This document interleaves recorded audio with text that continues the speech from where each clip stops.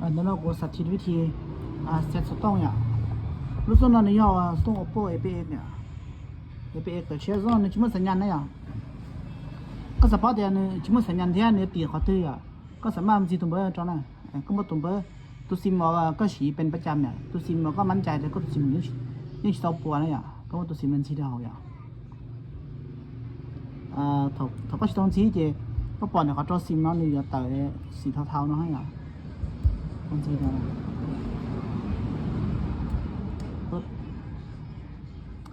ถ้าคนจีนเนี่ยมันแต่เมื่อก่อนสินค้าอะไรอ่ะธรรมดาส่งเนี่ยถ้าเป็นซิมเบอร์เจก็สังเกตหน่อยแต่เขาน้อยอ่ะเนี่ยแต่โอ้ตัวสัญญาณอีคีเอาคีตัวอย่างแต่ชีรุ่นนอนแต่ตัวไม่คุ้นเท่านี้แต่ว่าสีเทาๆว่าแต่ว่าสีเทาๆนี่เจใส่ตัวเดียวใส่ตัวเดียวส่งเนาะเนี่ยเบอร์ติดนะซิมติดแต่ชีเนี่ยชิมว่าสัญญาณเนี่ยส่งหน่อยอ่ะก็ใช้ซิมติดตัวเดียวอยู่เปล่าตัวเดียววิทยายอดแต่ซิมชีติดเนี่ยอยู่จุดแต่สีเทาๆอย่างเขาตอนนั้นสิอ่ะนี่ชิมว่าเบอร์แต่ชีตัวเบอร์นั้นเนี่ยติดจะใส่ตัวเดียวเนี่ยไล่อ่ะที่ก้อนคำหัวตัวเบอร์เนาะก็อย่าปล่อยเลยกันตั้งค่าย 4G 3G เต่าอย่างเครือข่ายก็ปล่อยอย่างนะกันตั้งค่ายนะอย่างตอนชี้เขาจุดสังเกตก็สังเกตเนี่ยเขาต้องไหนเครือข่ายนั่นน่ะนี่ชอบนั้นไม่มีบริการเนี่ยเลยเดี๋ยวบ่มีบริการนั่นธรรมดารู้สึกว่าเนี่ยเบอร์หลายชี้ฮะเนี่ย LTC Net เนี่ยหลายชี้ยังเบอร์หลายชี้ก็อย่าปล่อยเขานอนเนี่ยแต่เขาจะนี่ก็อย่าปล่อยเราทะเลาะคมเราก็อย่าปล่อยแต่ LTC เขาเนาะอย่างก็อย่าปล่อยนะแต่ชิลูกของเราเนี่ยสามารถปล่อยแต่บ่มีบริการเนี่ยแต่ต่อเดียรู้สึกว่าเนี่ยซิมติดแต่ชิมาเนี่ยชิมสัญญาณเนี่ยยันเราเป็นมุขของชิมสัญญาณเนี่ยต่อเดียยังวินิจฉัย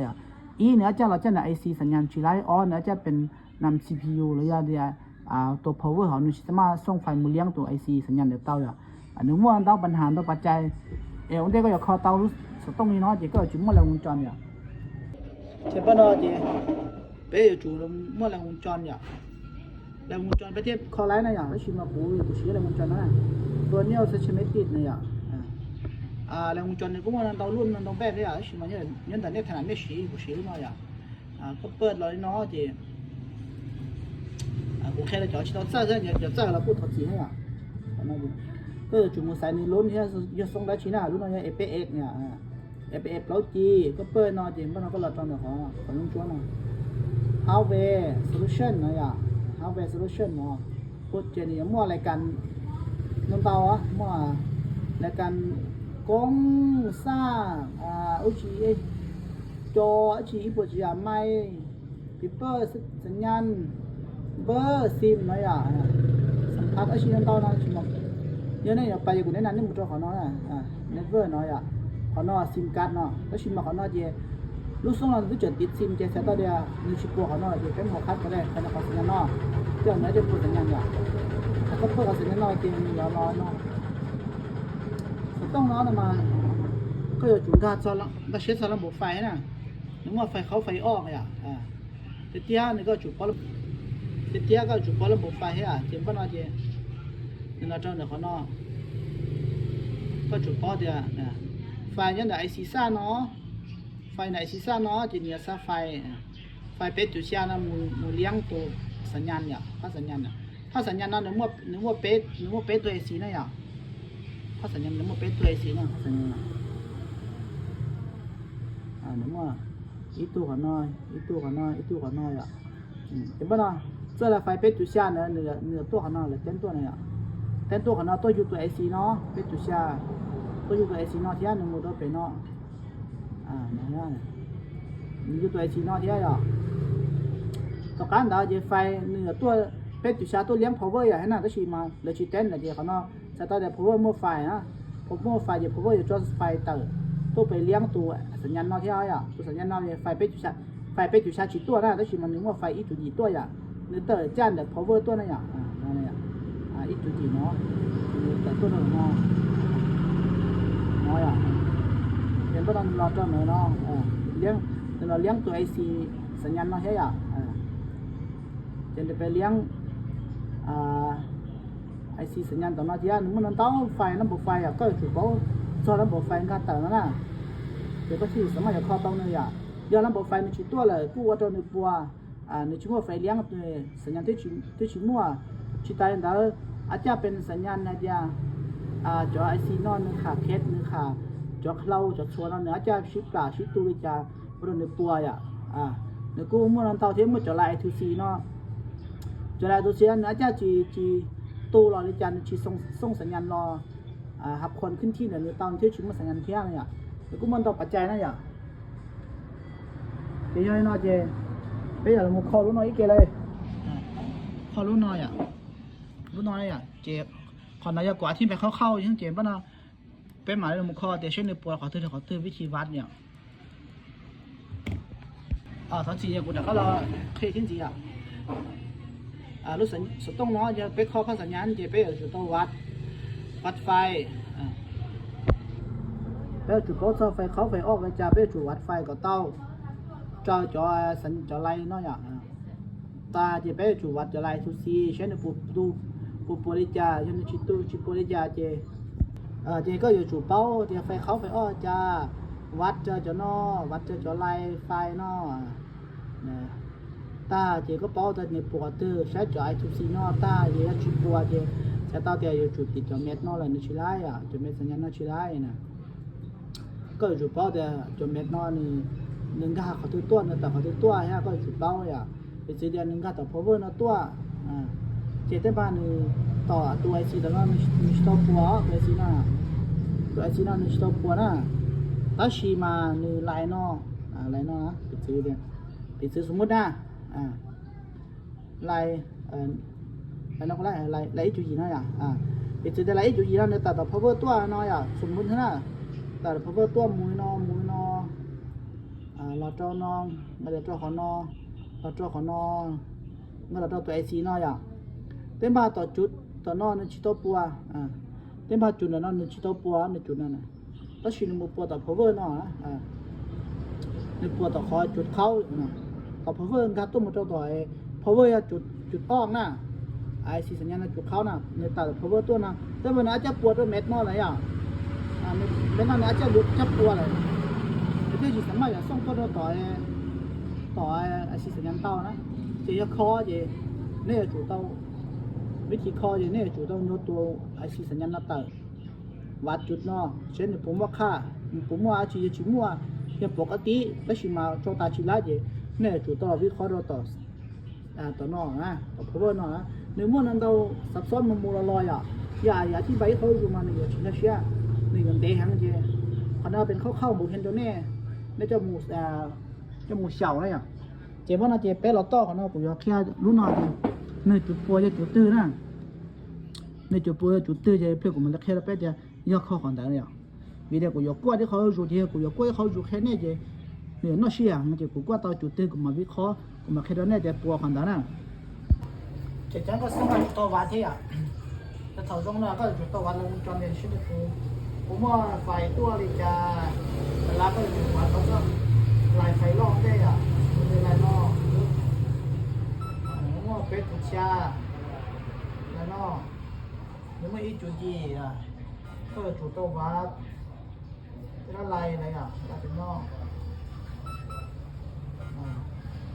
เป็นกุชาลายนอกกุชาก็มั่ว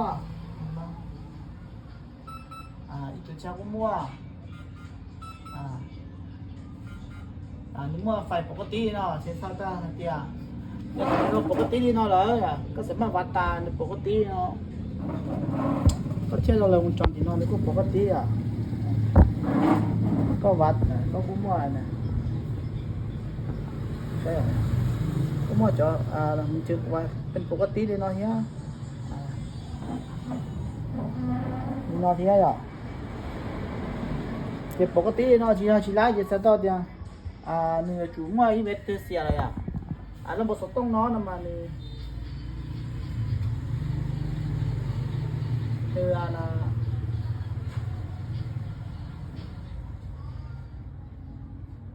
นี่ส่วนต้องเหยียบปัว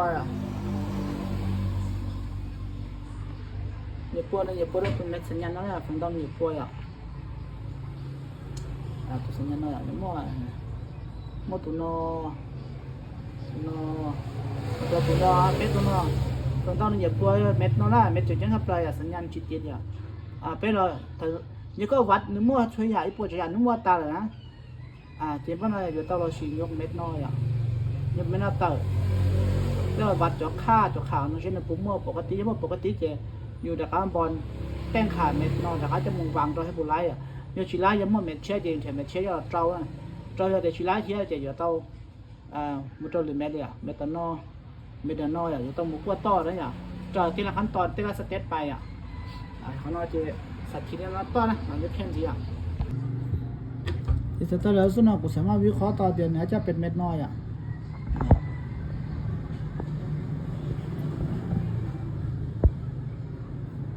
เม็ดน้อยนะยกเม็ดน้อยจะเราวางแต้งยกเม็ดน้อยแต่เราเจนี่เรามาวัดจอกค่าจอกค่ามันจะตัวนั้นเมื่อไรก็เราตัวเรามันจำได้เชื่อนะก็เรามันจำได้เชื่อน้อยก็ไปจนเดี๋ยวพอน้อยได้อดนะรถเนาะเดี๋ยวในหม้อของเราจะไอซี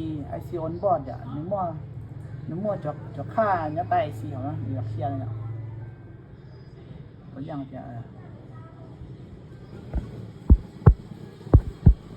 ตัวอย่างในหม้อจอกค่าเนี่ยแล้วดอกของเราภาพน้อยจะเป็นหม้อจอกค่าเนี่ยจอกใต้สีนอนเนาะ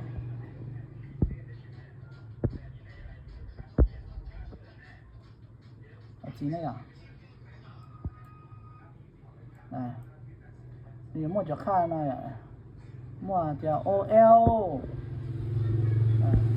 ส่วน GOL หม้อขับเก่าหม้อขาวลูกขาน้อย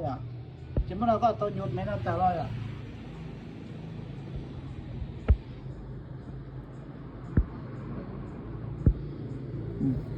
ก็จะต้องยศไม่น่าแต่รอจะเราวัดจอกค่า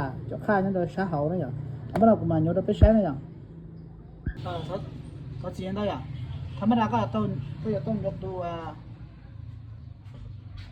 ไอซีนั่นรอเจ๊ก็ต้องวัดในจอกค่านี่เราใช้ขาวแล้วฉีคนเราแค่วิธีนะเมื่อลูกค้ารู้สึกลูกค้ารู้ใจกูถอวิธีง่ายๆของเด้อยู่จอฟ้าเราเจ๊ก็อยู่วอนตัวขานมาก่อนตัวไอซีเนี่ยก่อนจอยที่จอยให้หนึ่งปุไลอยู่หนึ่งละจะใช้ตัวจะอยู่พันกันไปเลยอยู่โซ่ดีเลยอย่างชิ้นละจะเป็นจะต้องยกเราวันนี้วัดจะค่าตัวใต้ไอซีจะมันนี้แป้งตัวไอซีมาเชื่อจะเอามือวางตัวจะเขาต้องกดถอนบอลวันตัวขาบอลตัวไอซีน่าสเนี่ยกูถอนกูชิ้นโยนได้บอลไปใช้แล้ว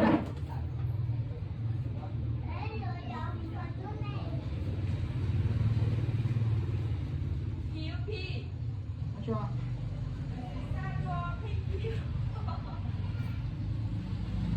ต่อ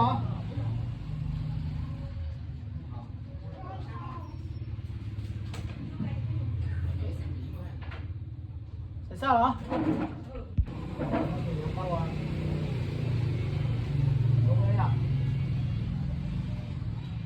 我一般忘了，忘办了呀。ก็โตมาจากข้างนอกก็อย่าโตถนัดได้อย่างนั้นก็จะก็ถนัดจริงๆถนัดจริงๆเดี๋ยวก็ยังดูวันไหนสีแก้งก็จะถนัดก็ชัวร์อุดมบ้านหนึ่งตัวหนึ่งกูกลายเป็นเรื่องนี้ก็ให้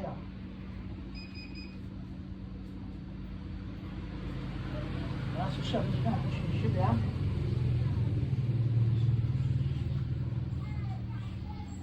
那有วันวิธีเดียวอย่างไรเลยชิคกี้พายแต่เราไม่เพื่อนดูไปงานด้วยงานไม่สบายก็อยู่นะ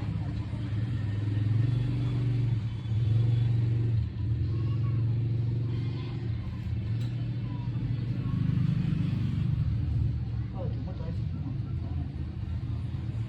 ก็เสีย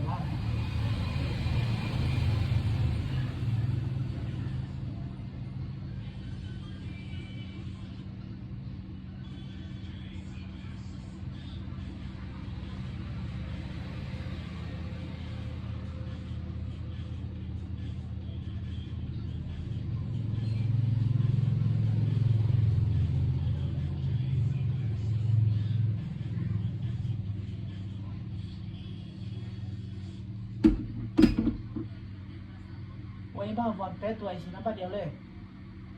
เฮ้ยคนไรน่ะชิ้นเดียวเขาก็ชวนตอนนั้นเขาทำมัน ก็สามารถผาสามารถเชื้อตอนก่อนมีเจียนะก็มันมีผาเป็นเดี๋ยวชวนนะเดี๋ยวชิโต้คอเป็นเดี๋ยวชวนนะเนี่ยใกล้สีแล้วเนี่ยเดี๋ยวชิโต้คอนะเนี่ยใกล้สีแล้วชิโต้คอเดี๋ยวก็ทำผาเดี๋ยวจนปวดตั้งเนี่ยขนาดนี้อ่ะ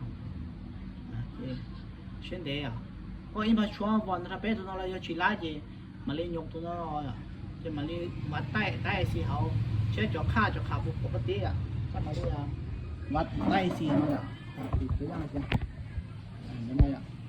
ก็มาเล่นวัดแต่ใต้สีเนาะเช่นในจอขาหน้าปุ๋งเนาะปกตินี่เนาะเราชิมมั่วเลยเมื่อตีเขาตื้ออ่ะซื้อแล้วก็นี่นะOL ว่ะ OL ว่ะ NGD ว่ะเนี่ยมุกข้าวว่ะใช่ไหมอ่ะ VCE VCO อ่ะที่ว่าเดี๋ยวนี้มั่วปกติเลยเดี๋ยวจะต้องได้ช่วยติดจนเม็ดนอดปัวซิเพราะฉะนั้นมั่วชิปกติเดี๋ยวก็ต้องไล่ต่อไปให้อ่ะอันนี้มั่วปกติอันนี้มั่วปกติจะต้องได้จนเม็ดนั้นน่าจะปัวเลยจนเม็ดเชื่อยอดลงเลยโอเคมาแต่ชิ้นน้อยรุ่งน้อยเจ๊ไปฉีเราทดลองไว้อ่ะเมื่อประกอบจากอัดเจ้าเปิดหรอฉีเมื่อเปิดที่เจ้าอย่าง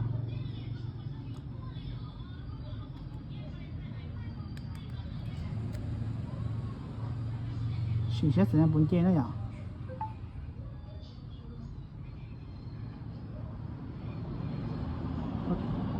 เบิดติดแล้วnèสัญญาณเจเนี่ยไม่ได้ซีจีหน่อยเนี่ยสัญญาณเจอ๋อเนี่ยพอตามมันชิ้นเจอ๋อพอตามมันตัดสีเทาๆอ่ะจอนเอาหนึ่งเจนะสัญญาณซีจีนะอย่างแต่ซีจีเขียนนะเนี่ยเบิดติดนะเจยอให้เดียก็เลยนี่เนาะเจใช้ต่อเดียเนี่ยสัญญาณเจนะอย่างโมเกียนเขาขวัญตัวนั่นเนี่ยปึ้งเนี่ยเจขอนอวิธีสาธิต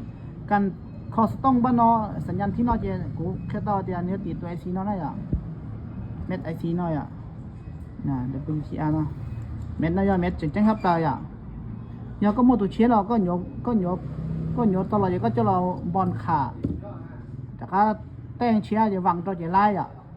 ยาก็ยังหมดเม็ดเชื้อให้จะลงอยู่ชิ้นหมดยาเอาเม็ดกูนอซื้อเราเตาแต่ชิ้นเม็ดนอนึกตัวปัวนะ